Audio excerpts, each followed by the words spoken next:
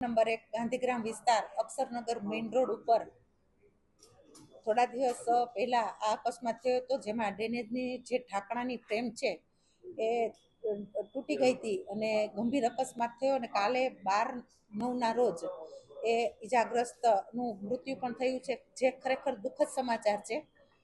Drainage અધિકારીઓને તેમજ ward ઓફિસરોને અને ડીએમસી કક્ષા સુધીના આજે તાત્કાલિક ધોરણે મેં સૂચના આપેલી છે કે જાહેર માર્ગ ઉપર કે શેરીની અંદર ચોમાસા દરમિયાન જ્યારે કુંડી નબળી પડી ગઈ હોય અને એના ઢાંકણા તૂટી ગયા હોય, તેની ફ્રેમ નબળી પડી ગઈ હોય તો તાત્કાલિક એને બદલાવવી, કે જેથી કરીને આવા કોઈ ગંભીર અકસ્માત અને જાનહાનિ ન થાય.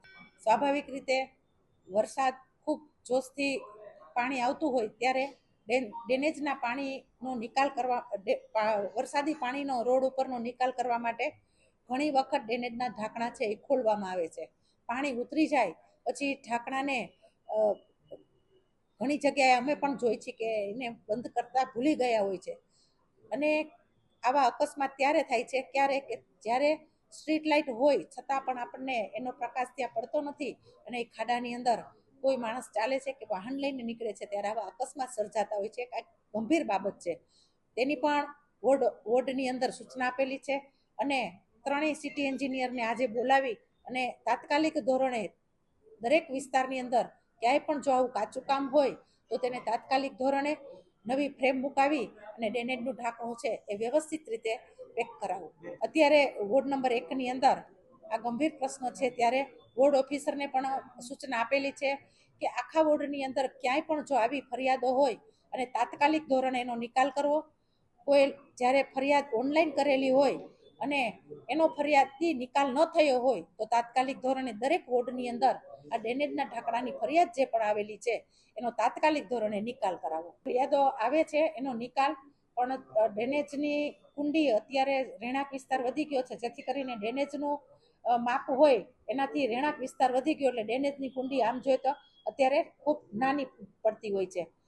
છતાં અધિકારીઓને જેટ મશીન લઈ અને તાત્કાલિક સળિયેથી જ આ કામ નીકળતું ન હોય તો મશીન દ્વારા પણ તાત્કાલિક ધોરણે આને કરાવવું, કે જેથી કરીને અત્યારે રોગચાળાની પણ સિઝન એટલી બધી વિફરેલી હોય છે કે ચિકનગુનિયા મચ્છરના જે ઉપદ્રવો છે એના લીધે પણ મેલેરિયા જેવા ગંભીર રોગો થતા હોય છે. એ ન થાય અને વોર્ડની અંદર સઘન સફાઈ પણ થાય, દવા પણ છંટકાય અને વોર્ડમાં ફોગિંગ પણ થાય. એટલે મેલેરિયા વિભાગ દ્વારા અને ડૉક્ટરની ટીમ દ્વારા પણ તાત્કાલિક ધોરણે આ 2 દિવસ અગાઉ પણ સૂચના આપેલી છે. જોઈએ તો ક્યારે એવું બનતું નથી. કોર્પોરેટરો સામેથી ફરિયાદની આવતી હોય તો નિકાલ માટે વોર્ડ ઓફિસરોને કે લગત અધિકારીઓને ફોન કરતા જ હોય છે. પણ આવું જ્યારે બનતું હોય ત્યારે સ્વાભાવિક છે, મિટિંગ જ્યારે થશે ત્યારે અમે કોર્પોરેટરને પણ સાથે રાખીને આ બાબતમાં કહેશું કે જે ભાઈ ક્યાંય વિસ્તારમાં આપની ફરિયાદ જ્યારે કોઈ કરતા હોય તો એનો ફોન રિસીવ કરો અને જે પણ કંઈ ફરિયાદ હોય તો આપણા વોર્ડની લગત ફરિયાદમાં તાત્કાલિક નિકાલ થાય અને પબ્લિક હેરાન ન થાય તે પણ સાવચેતી રાખે.